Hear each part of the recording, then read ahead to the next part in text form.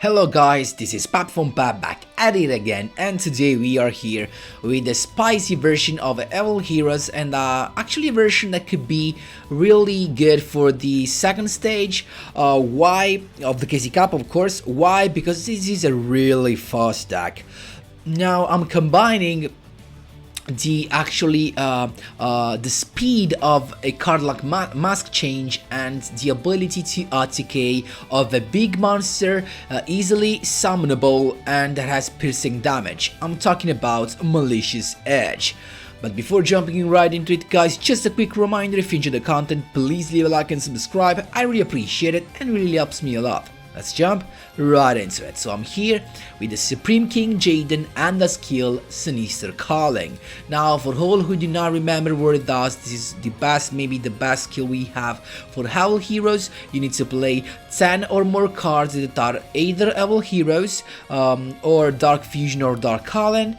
You can only play Evil Heroes and Elemental Heroes, and you can only play Fusion monsters in your extra deck. And you can use this skill twice per duel. It actually has two effects, and you can use each once per duel and once per turn.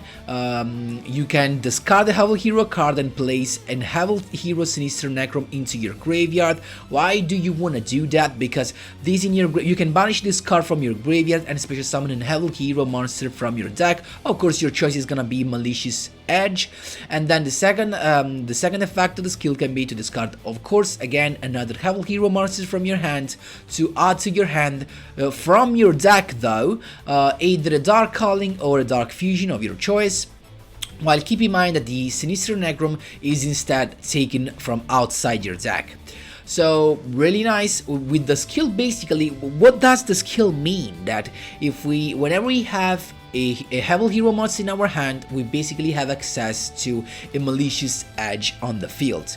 Now this guy, it's a really easy OTK. We have a bunch of way to tell that. You know why? Because this guy inflicts piercing damage, and this is highly appreciated, especially combined with a card like Favorite Hero. Then allows him to boost its attack up to 4400 attack. Also, with Favorite Hero, he can attack once again after destroying a monster by battle, and this makes this even better.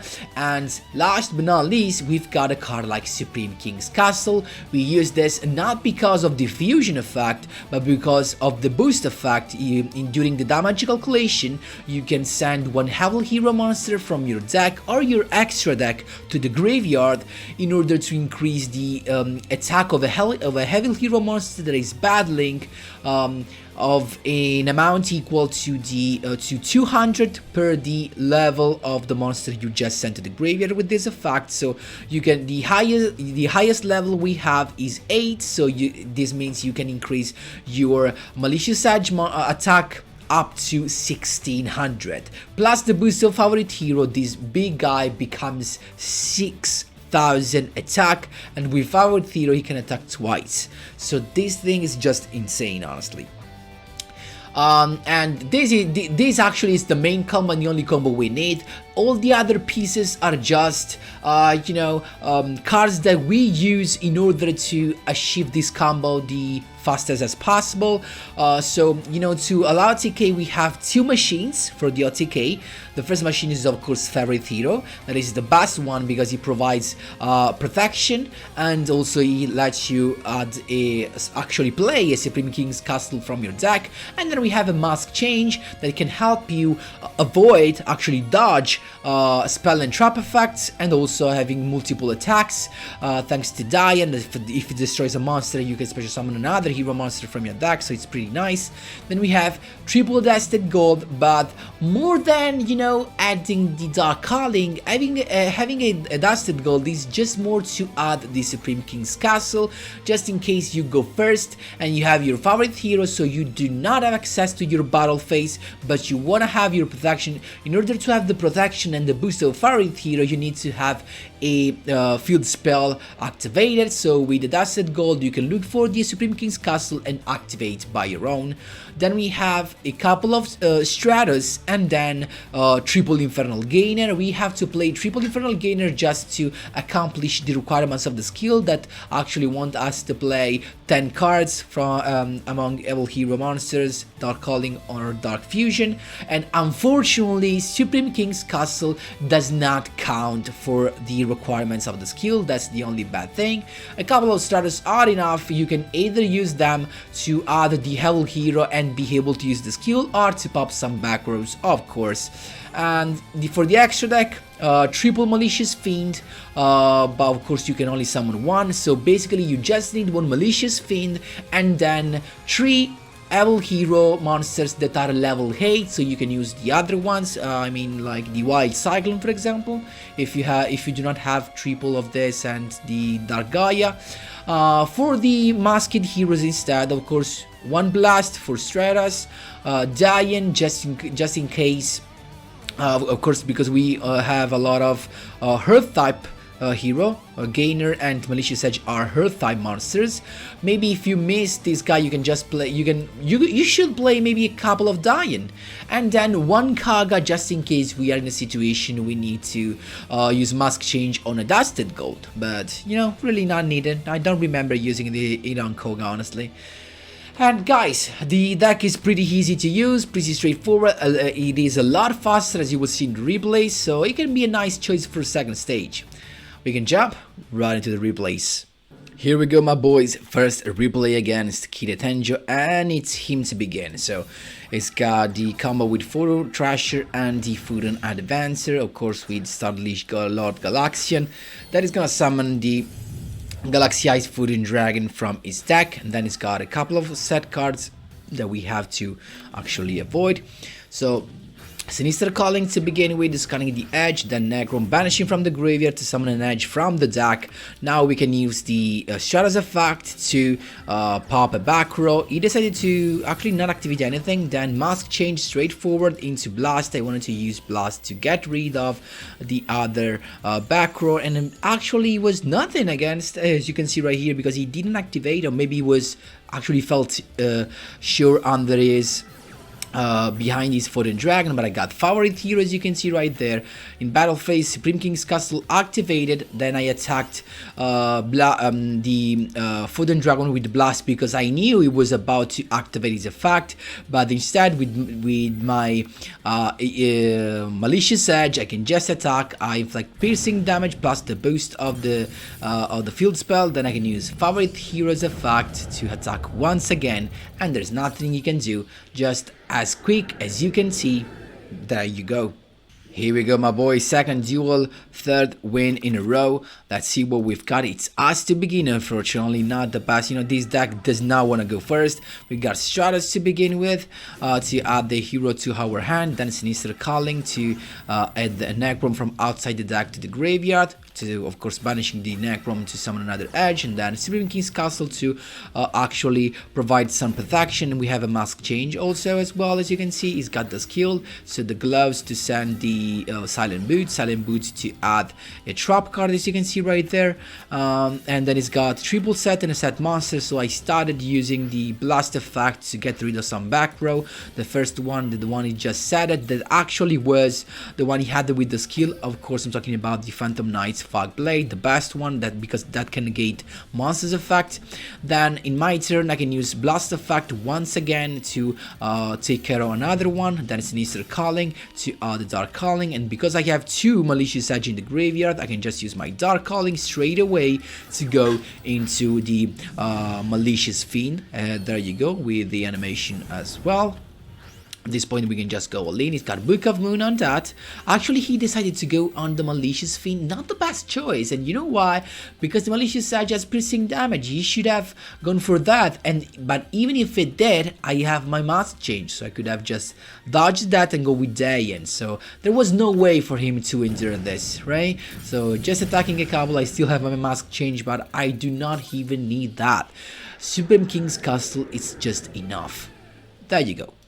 Here we go, my boys. 5th win in a row against Shark. Let's see what we've got. It's him to begin, and this is pretty nice for us, even if we do not have that crazy of a hand, do we?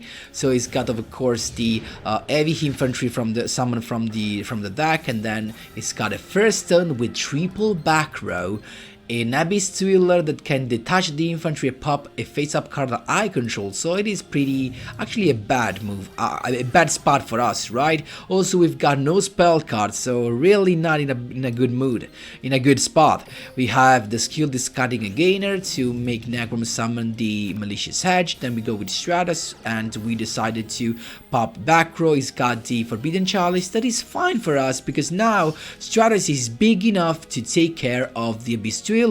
So I just start attacking with that. It goes with the Book of Moon, then I attack with the Malicious Edge. He's got the Dueler's effect to get rid of that, and in this way he actually had to use a couple of back rows for only one Stratus, so that was pretty good for us. So it's got the Dueler effect, and at this point he can discard something, but he has no pop, so we only have to care about back rows. We got Sinister Caller once again to have the Dark Calling, as you can see, then Dark Calling, of course, to summon the Malicious Feint from our extra deck. 3500, pretty big, right? And then we went with Stratus to pop some back row. Actually, I decided not to go with back row, but to add a Malicious Hedge to our hand. And he has a Book of Moon, actually, because he can just you know, I was suspecting he could have a Book of Moon, and at this point, having a Stratus and using the effect of popping, he could have activated that in response, so I would have get nothing from that. So my best option was to use the effect of Stratus to add something to my hand, so I used the Book of Moon. That's fine, because it still is a valid defense, right? So he still has another back row, and then just a Dueler right there. At this point, I just went with the Dusted Gold, adding the Supreme King's Castle. Then we've got the Castle, of course. It's got the Typhoon on that, and that's still fine. So tributing the Stratus to go with Malicious Edge, I can just attack. He's got nothing at this point, and I decided not to go all in because I felt he has something. Another back row, as you can see right there. At this point, I just went with the Dusted Gold, adding another Supreme King's Castle, then activating that, and he's got another Typhoon, straightforward.